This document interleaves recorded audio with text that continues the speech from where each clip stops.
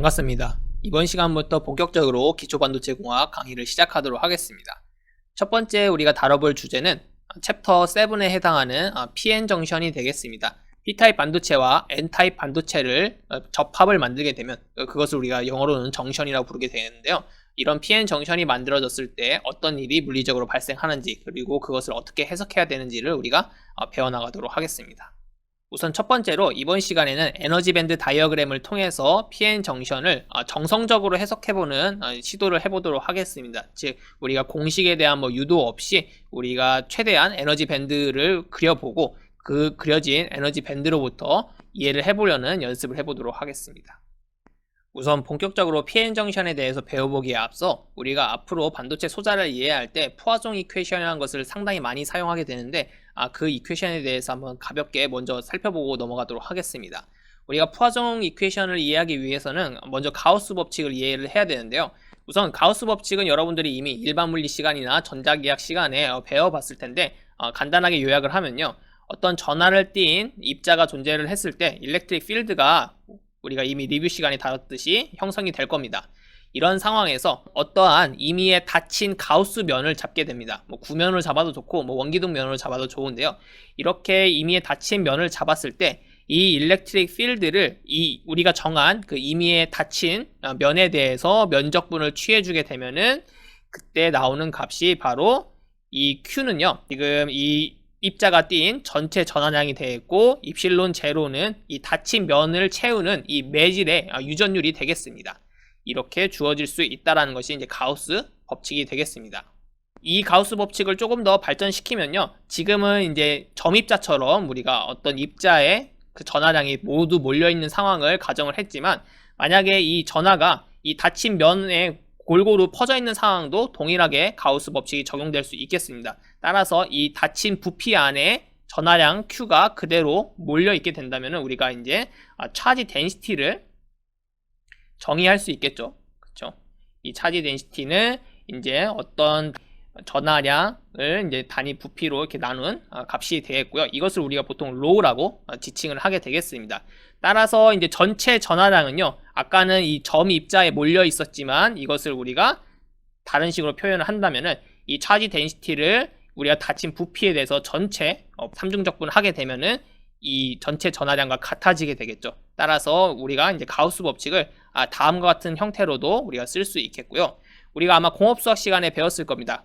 발산정리라는 것을 배웠겠죠. 발산정리에서 이 면적분과 이 삼중적분 사이의 관계를 이용을 해서 우리가 조금 더 식을 바꾸는 것을 배웠을 테고, 따라서 이 식을 변환을 하게 되면은 다음과 같이 이제 다이버전스 형태로 식을 바꿀 수가 있게 되겠습니다. 이것을 우리가 1차원에 대해서만 이제 표현을 하게 된다면은 이 1차원 dx분의 d가 이제 입실론 제로분의 로와 같아지는 것을 우리가 알 수 있게 되겠습니다. 결국 우리가 가우스 법칙으로부터 다음과 같은 관계를 얻어내었고요. 그리고 우리가 이미 리뷰 시간에 배웠듯이 포텐셜과 일렉트릭 필드 사이에는 다음과 같은 관계가 맺어져 있습니다. 따라서 이제 이 일렉트릭 필드를 여기다 대입을 해보면 최종적으로 다음과 같은 관계를 얻게 되는데 이 관계를 우리가 포화종 이퀘이션이라 부르게 되겠습니다. 따라서 이 관계를 잘 살펴보시면요. 우리가 차지 덴시티에 대한 정보를 얻을 수만 있다면 그렇다면 일렉트릭 필드에 대한 정보를 얻을 수가 있고요. 일렉트릭 필드에 대한 정보를 얻으면 자연스럽게 포텐셜에 대한 정보도 얻을 수 있다라는 이 관계를 우리가 유추할 수 있게 되겠습니다.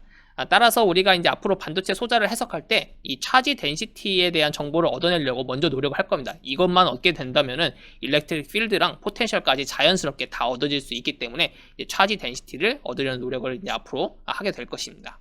그렇다면 우리 반도체 내에서 전하를 띤 입자가 무엇이 있을까요?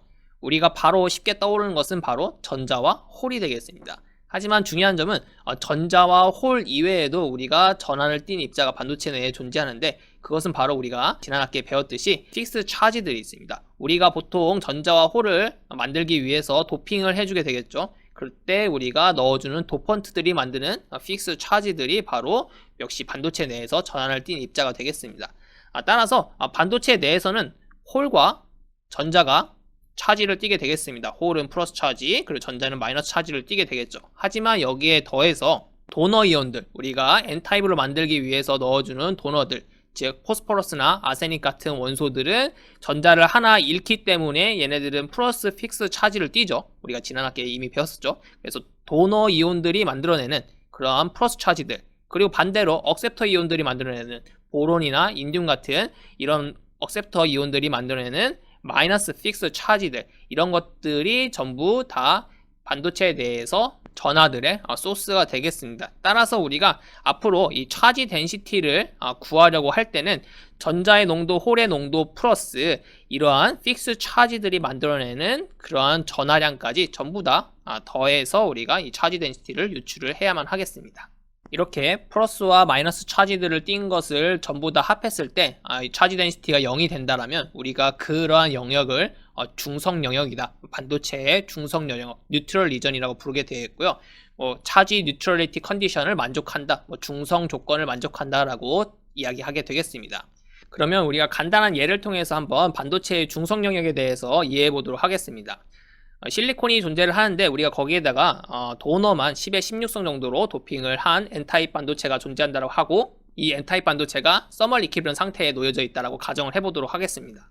그 경우 먼저 전자의 농도는 넣어준 도너의 양만큼, 즉 10의 16승 정도만큼 생성이 될 거고요. 홀의 양은 매스 액션로에 따라서 10의 4승 정도로 생성이 될 테지만 우리가 전자의 농도에 비해서 홀의 농도는 무시할 정도로 작기 때문에 0이라고 간주해도 좋을 것 같습니다. 여기에 우리가 전하를 띤 입자가 전자와 홀만 존재하는 것이 아니죠. 우리가 넣어준 도너도 마찬가지로 이온화하면서, 즉 픽스 차지가 되면서 플러스 차지에 전하를 띠게 되겠고, 그 양은 10의 16승만큼 되겠습니다. 따라서 이 반도체의 전체 차지 덴시티는요, 우리가 홀의 농도 0이라고 간주하고요. 그 다음에 전자가 만들어내는 마이너스 차지, 도너의 픽스 차지가 만들어내는 플러스 차지, 그리고 억셉터는 넣어주지 않았으니까 0이 되고, 여기에 우리가 단위 전하량을 곱해주면은 결국은 0이 된다는 사실을 알 수가 있겠습니다. 따라서 우리가 도핑 농도와의 상관없이 어떤 반도체가 서멀 이퀴리brium 상태에 존재하면은 그 반도체의 전체적인 차지 덴시티는 0, 즉 뉴트럴 리전이다라고 이야기할 수 있게 되겠습니다. 네, 이렇게 준비 과정은 모두 끝났고 이제 본격적으로 PN 정션에 대해서 이해해 보도록 하겠습니다. PN 정션은 앞에서도 이야기하였듯이 P타입 반도체와 N타입 반도체가 서로 붙어서 만들어낸 그런 접합 부분을 의미하는 단어가 되겠습니다. 여기서 우리가 P타입 반도체와 N타입 반도체를 어떻게 붙일지 여러분들이 궁금해 하실 것 같은데, 사실 우리가 이 수업이 이제 공정 수업은 아니기 때문에 자세한 공정 과정은 앞으로도 이야기 잘 하지 않겠지만, 일단 PN 정션을 어떻게 만드는지 살펴보면요. P타입 웨이퍼를 준비를 합니다. 웨이퍼를 준비를 하고, 여기에 이 위쪽에서 도너 이온들, 즉 N타입을 만들어낼 수 있는 도너 이온들을 이온화 시킨 다음에 이온 빔 형태로 쏴주게 됩니다. 전자총을 쏴주는 것처럼 이온 빔을 쏴주게 되겠고요. 이 도너 이온들이 그러면은 일정 깊이까지 침투해서 N타입 영역을 만들어내게 되겠습니다. 이것이 바로 이제 PN 접합을 만들어내는 방법이 되겠고요. 이렇게 이온 빔을 쏘는 공정 과정을 이온 임플란테이션이라는 공정으로 부르게 되겠습니다. 따라서 우리가 이제 잘 보시면요, 실제로는 공정상에서 만들어내지는 PN 정션은 이 수직한 방향으로 접합이 생깁니다. 즉 이런 접합이 생기게 되는데, 이것을 우리가 보통 해석할 때는 이렇게 가로 방향으로, 즉 N타입, P타입 반도체가 옆에서 붙는 형태로 우리가 보통 그림을 그리고 이제 해석을 많이 하게 됩니다. 실제 이제 제작된 PN 정션과는 좀 방향이 다른데요. 그 점을 여러분들이 좀 가볍게 알아주었으면 좋겠습니다. PN 정션은 우리가 다음 챕터에서 배울 텐데요. 렉티파잉 특성을 나타내는, 즉 다이오드 특성을 보이게 되겠습니다. 우리가 이제 커런트 볼티지 특성이라고 하는데요. 간단하게 줄여서 IV 특성이라고 많이 말을 하는데요. 이렇게 PN 접합을 만든 다음에 우리가 전압을 인가하게 되면은 한쪽 전압 극성에서는 전류가 잘 흐르지만 다른 쪽 전압 극성에서는 전류가 잘 흐르지 않는 이런 정류 작용을 할 수 있는 다이오드 특성을 가지게 되겠습니다. 이 다이오드 특성에 대해서는 다음 챕터에서 자세하게 배우도록 하겠습니다. 여기서 우리가 한 가지 약속을 하고 넘어가야 될 점이, 우리가 PN 접합을 만들 때 우리가 이미 이야기했듯이 P타입 웨이퍼, 즉 NA만큼 도핑된 이런 웨이퍼 위에다가 도너 이온을 추가해서 만들게 되겠습니다. 따라서 이 위의 영역은요, 원래는 억셉터 이온이 NA만큼 있었는데 추가적으로 도너 이온들이 ND만큼 들어온 상황이 될 테고요. 이 영역에서의 전자의 농도는 이 둘을 뺀 ND-NA만큼이 이제 전자의 농도로서 생성이 될 겁니다. 이렇게 이제 공정 과정을 이제 생각하다 보면은 이제 억셉터 이온과 도너 이온이 섞여서 존재하는 이런 상황들이 발생하게 되는데요. 우리가 앞으로 PN 정션에 대한 이론적인 해석을 할 때는 이런 과정까지 모두 고려하면 너무 이제 복잡해지고 난해해지기 때문에 우리가 도핑 농도 NA라고 지칭을 할 때는 그 영역에서 도너가 있던 억셉터가 있던 간에 순수한 억셉터 이온만의 도핑 농도를 의미를 하게 되겠습니다. 즉 도너가 있었다면은 그 도너의 농도를 빼준 그 값을 우리가 NA라고 그냥 지칭을 하겠고요. 마찬가지로 ND라고 지칭을 하면은 그 이전에 억셉터 이온이 있었다 한들 그것을 빼고 남은 넷한 도너의 도핑 농도를 우리가 ND라고 앞으로 지칭하도록 하겠습니다. 따라서 우리 수업 시간에는 이렇게 공정 과정이 만들어내는 복잡함을 고려할 필요 없이 그냥 ND, NA 하면은 그것이 바로 홀의 농도, 전자의 농도라는 것을 여러분들이 기억해 줬으면 좋겠습니다. 서론이 많이 길었는데요. 정말로 이제 PN 정션을 한번 해석해 보도록 하겠습니다. 한 가지 우리 예를 가지고 PN 접합을 해석해 보도록 하겠습니다. N타입은 지금 10의 16승 정도로 도핑이 되어 있고요. P타입도 마찬가지로 10의 16승으로 도핑된 PN 접합이 있다라고 가정해 보도록 하겠습니다. 어떠한 반도체 소자든지 우리가 반도체 소자를 해석하려고 할 때 가장 먼저 해야 될 것은 에너지 밴드 다이어그램을 그리는 것이 되겠습니다. 우리가 주어진 이 도핑 농도의 정보를 가지고 에너지 밴드 다이어그램을 그리면 되겠는데요. 우리가 지난 학기에 배웠듯이 전자의 농도는 다음과 같은 식으로 구할 수가 있겠고요. 우리가 10의 16승으로 도핑을 했으니까 전자의 농도가 이제 10의 16승이 될 것입니다. 따라서 이 식으로부터 우리가 EC-EF, 즉 컨덕션 밴드와 페르미 레벨의 차이를 정확하게 계산할 수 있겠죠. 그렇게 우리가 이제 N타입 반도체 쪽에 에너지 밴드 다이어그램을 그려내면 되겠습니다. 그 다음에 마찬가지로 동일한 방법으로 홀의 농도는 MV 익스포넨셜의 -KT 페르미 레벨과 밸런스 밴드의 차이가 되겠고, 이건 마찬가지로 이제 10의 16승이 될 테니까 따라서 여기로부터 EF와 EV 사이의 값을 우리가 구해낼 수 있게 됩니다. 그 값을 이용을 해서 우리가 또 P타입 쪽에 에너지 밴드 다이어그램을 그려주면 되겠습니다. PN 접합이 서멀 이퀴리브럼 상태에 놓여 있다면요, 에너지 밴드에서 가장 중요하게 우리가 생각해야 될 기준은 바로 페르미 레벨이 수평하게 그려져야 된다는 점이 되겠습니다. 따라서 지금 이 빨간색 선이 페르미 레벨인데요. 이 페르미 레벨이 수평하게 그려져야 될 테니까 일단 이 페르미 레벨을 수평하게 하나 그리시고요. 이 왼쪽에는 이 N타입 반도체이기 때문에 EC 레벨과 EF 레벨이 정해져 있겠죠. 그 차이만큼 일단 그려주시면 되겠습니다. 즉, 이 왼쪽에 N타입 영역을 그려주시고, 마찬가지로 오른쪽에도 도핑 농도에 의해서 EF 레벨과 EV 레벨의 차이가 결정이 되어 있을 테니까 거기에 맞춰서 나머지 EC 레벨과 EV 레벨 그려주시고, 그렇다면 이 중간 부분이 문제가 되겠죠. 이 중간 부분은 일단 정확하진 않지만 대략 이렇게 부드럽게 연결될 수 있도록 그려주시면 이것이 바로 우리가 PN 접합에 대해서 에너지 밴드 다이어그램을 그린 것이 되겠습니다. 언제? 서멀 이퀴리브럼 상태에서의 PN 접합의 에너지 밴드 다이어그램이 되겠습니다. 그리고 나서 우리가 이제 다음에 해야 될 일은 이 에너지 밴드 다이어그램을 해석을 해서 우리가 디테일한 정보를 얻어내는 것이 되겠습니다. 가장 먼저 눈에 띄는 점은 이 중간 영역이 휘어질 수밖에 없다라는 점이 되겠습니다. 에너지 밴드가 휘어져서 이제 나타나게 되겠고요. 우리가 이미 리뷰 시간에 복습하였듯이 에너지 밴드가 휘어져 있다.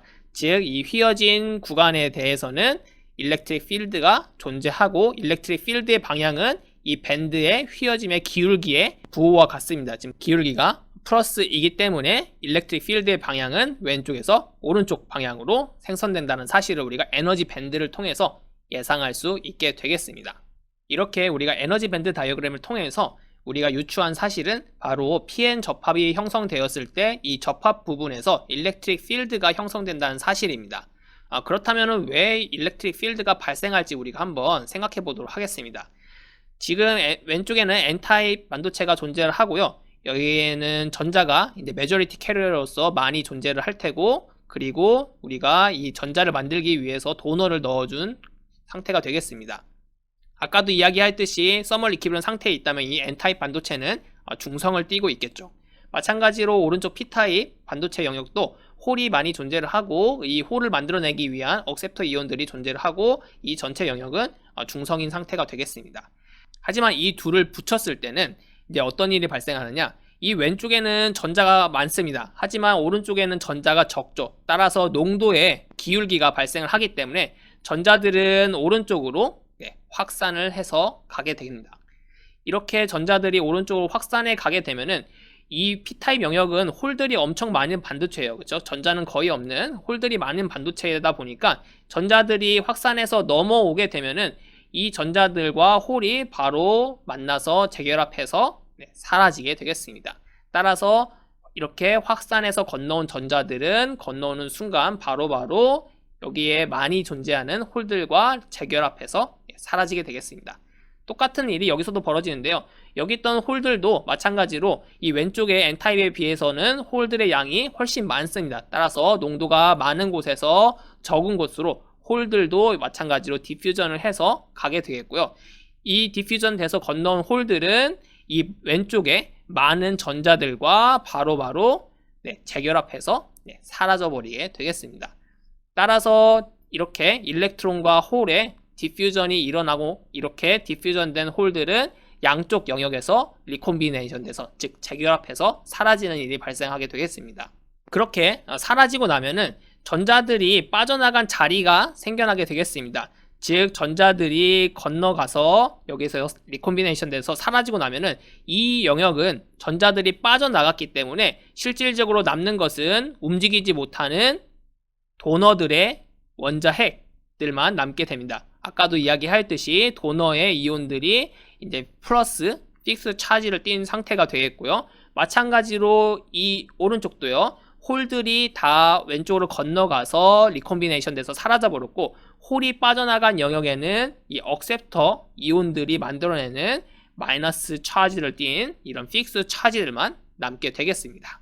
결국 다시 한번 요약하면요. 왼쪽에 많았던 전자들이 오른쪽에 P타입 영역으로 확산해 나가서 리콤비네이션 돼서 사라지고 마찬가지로 많았던 홀들이 N타입 영역으로 확산해서 리콤비네이션 돼서 사라지고 결국 이 중간에 접합 부분에 대해서는 결국 남는 것이 이 플러스 차지를 띤 도너의 픽스 차지들과 마이너스를 띤 억셉터의 픽스 차지들만 남기 때문에 플러스에서 마이너스 방향으로 일렉트릭 필드가 내부적으로 형성이 될 수밖에 없게 되겠습니다. 따라서 이러한 일렉트릭 필드가 에너지 밴드 다이어그램에서는 밴드의 휘어짐으로 표현이 되는 것이 되겠습니다. 이렇게 PN 정션을 만들게 되면은 그 PN 정션 내부적으로 일렉트릭 필드가 형성이 되기 때문에 내재적인 빌트인 일렉트릭 필드가 형성이 되게 되겠습니다. 이렇게 생성된 빌트인 일렉트릭 필드는 전자가 왼쪽에서 오른쪽으로 확산해 나가려고 하는 그 디퓨전을 방해하게 되겠습니다. 일렉트릭 필드의 방향이 지금 왼쪽에서 오른쪽 방향이기 때문에 전자의 입장에서 확산의 방향은 지금 오른쪽이지만 이 빌트인 일렉트릭 필드에 의한 드리프트는 이제 왼쪽 방향으로 진행이 되겠죠. 따라서 정확하게 상쇄가 돼서 전자가 더 이상 이제 확산을 해 나가지 못하게 되겠습니다. 이런 식으로 여러분들이 해석을 해도 좋고요. 에너지 레벨로서 여러분들이 이해를 한다면은 여기에 있는 전자가 봤을 때 지금 에너지 밴드가 휘어져서 더 높은 에너지 영역으로 건너가야만 하는 상황이 발생을 합니다. 즉 어떻게 보면 전자에 대해서는 이만큼의 에너지 장벽이 생기게 된 것이겠죠. 따라서 이러한 에너지 장벽을 뛰어넘으려면 추가적인 외부에서의 에너지가 공급이 되어야 되는데 그럴 수 없기 때문에 전자들이 이제 에너지 장벽을 뛰어넘지 못하고 그렇다는 얘기는 전자들이 왼쪽에만 머무르기 때문에 더 이상 이동할 수 없게 되겠습니다. 우리가 리뷰 시간에 이미 다뤘듯이 전자가 에너지 상태를 채울 확률은 이제 페르미 디락 펑션을 따라서 결정이 되었습니다. 익스포넨셜 함수의 비슷한 형태로 이게 결정이 되었었죠.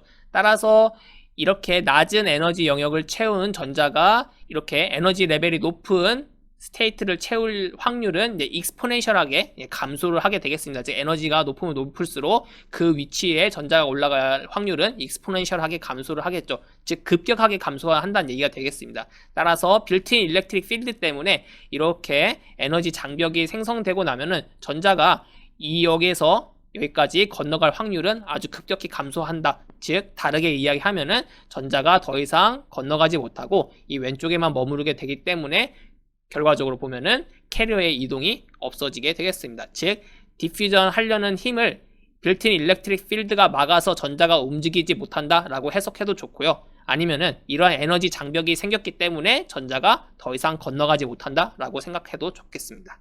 그 다음은 우리가 차지 덴시티 로우에 대해서 한번 생각해 보도록 하겠습니다. 우리가 이미 앞에서 이야기했듯이 일반적인 반도체가 서멀 리퀴브럼 상태에 도달해 있으면은 중성이라고 이야기했었습니다. 따라서 이 N타입 영역과 이제 이 P타입 영역은 그대로 중성인 상태를 유지를 하게 되겠습니다. 따라서 이제 차지 덴시티의 그래프에서 이 영역은 이제 0의 값을 가지게 되겠습니다.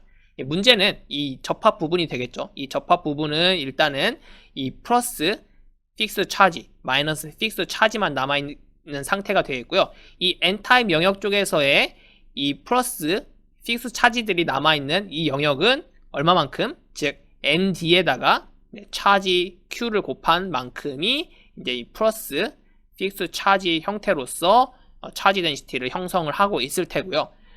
비슷하게 이 P타입 영역 쪽에서는요. 마이너스 픽스 차지를 NA라는 덴시티만큼 그리고 Q를 곱해서 이만큼의 Q 곱하기 NA만큼의 차지 덴시티가 존재를 하게 될 것입니다. 따라서 PN 접합에서 이 양쪽은 중성 영역이지만 이 접합 부분 근처에서는 중성이 아닌 형태로 존재를 하게 될 거고요.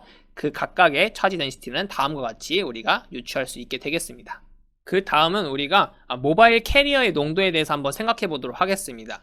이 왼쪽 N타입 영역은요. 전자가 많이 존재를 하고 이제 홀은 소수가 존재를 하고 있겠죠. 홀의 양은 매우 적으니까 일단 무시를 하고 전자의 농도는요. 우리가 도펀트를 넣어준 그 양만큼 존재를 하게 될 것입니다.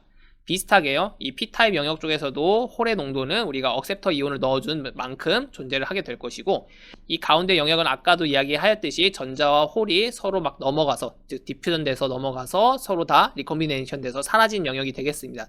따라서 이 영역에서는 모바일 캐리어 즉 일렉트론과 홀의 농도가 0이 되겠습니다. 따라서 이 영역을요. 우리가 캐리어가 존재하지 않는 즉 공핍된 영역이라고 해서 이 공핍이란 단어를 우리가 일상생활에서는 잘 쓰진 않는데요. 공핍된 영역이라고 해서 이 공핍을 뜻하는 depleted라는 영어 단어를 이용해서 depletion region이라고 부르게 되겠습니다. 또 몇몇 책에서는요. 스페이스 차지 리전이라고도 부르기도 하는데요. 이렇게 플러스 차지들, 마이너스 차지들이 공간상에서 따로 떨어져 있기 때문에 이런 공간상의 전하가 분포된 영역, 즉 공간 전하 영역이라고 해서 이제 스페이스 차지 리전이라고도 부르는 그런 교재들도 있는데 앞으로 우리 강의에서는 디플리션 리전이라고 부르도록 하겠습니다. 따라서 이렇게 다시 한번 요약하면요. 이 접합 부분에서 발생하는 이러한 특별한 영역을 우리가 디플리션 리전이라고 부르고 그 영역에서는 모바일 캐리어의 농도가 0이 되겠습니다. 그렇다면 여기서 이제 한 가지 궁금증이 생길 학생분들이 있을 것 같은데요. 그럼 이 경계면에서 경계면 왼쪽은 전자의 농도가 많은데 갑자기 이 경계면을 기점으로 해서 전자의 농도가 0이 되는 게 말이 되느냐 뭐 이렇게 궁금하실 학생분들이 있을 텐데요. 실제로는요. 이렇게 무 자르듯이 경계면이 딱 잘리는 것은 아니고 이렇게 스무스하게 전자의 농도가 변하게 되겠고 마찬가지로 홀의 농도도 점점 이렇게 급격히 감소해서 이제 이런 어떤 분포를 가지게 되겠습니다. 하지만 이렇게 우리가 어떤 분포를 가정하게 되면은 우리가 뒤에서 수식으로 이제 유도를 할 때 매우 복잡해집니다. 뭐 불가능한 건 아닌데요. 수식적으로 우리가 다루기가 상대적으로 복잡해지기 때문에 우리가 일단은 수식적인 유도를 좀 더 단순화시키기 위해서 가정을 하는 것이 이제 디플리션 어프로시메이션이 되겠습니다. 즉, 이 경계면이 무 자르듯이 딱 끊어져 있다라고 가정을 하면 우리가 수식 전개가 뒤에서 훨씬 편해지거든요. 그래서 이렇게 가정을 할 거고요. 이 가정을 우리가 앞으로 디플리션 어프로시메이션이라고 부르게 되겠습니다. 마지막으로 우리가 PN 정션이 서멀 이퀴리브럼 상태에 놓여져 있을 때에 대해서 한번 요약해 보도록 하겠습니다. 캐리어들의 디퓨전이 발생을 하게 되겠습니다. N타입 쪽에서 P타입 쪽으로 전자들이 넘어가고 P타입 쪽에서 N타입 쪽으로 홀들이 넘어가면서 이러한 일렉트론과 홀들이 리콤비네이션 돼서 사라져서 결국은 그 정션 근처에서는 모바일 캐리어가 존재하지 않는 디플리션 리전이 형성이 되어집니다. 이러한 디플리션 리전 안에는 도너와 억셉트들의 픽스 차지 이온들만 남게 되고요. 이러한 픽스 차지들은 움직일 수 없기 때문에 고정된 위치에서 특정한 차지들을 띠게 돼서 결과적으로는 빌트인 일렉트릭 필드를 형성을 하게 되겠습니다. 이러한 빌트인 일렉트릭 필드는 결과적으로 디퓨전을 막기 때문에 우리가 서멀 리퀴드 상태의 놓여인 PN 정션에서 더 이상의 디퓨전이 없이, 즉 모든 캐리어는 움직이지 않고 제자리에 위치하게 되겠습니다. 그리고 마지막으로 우리가 디플리션 리전을 우리가 이후에 해석할 때는 그 경계면이 무 자르듯이 딱 급격하게 끊어진 형태로, 즉 디플리션 어프리시메이션을 가정을 해서 우리가 앞으로 디플리션 리전에 대해서 해석을 하도록 하겠습니다.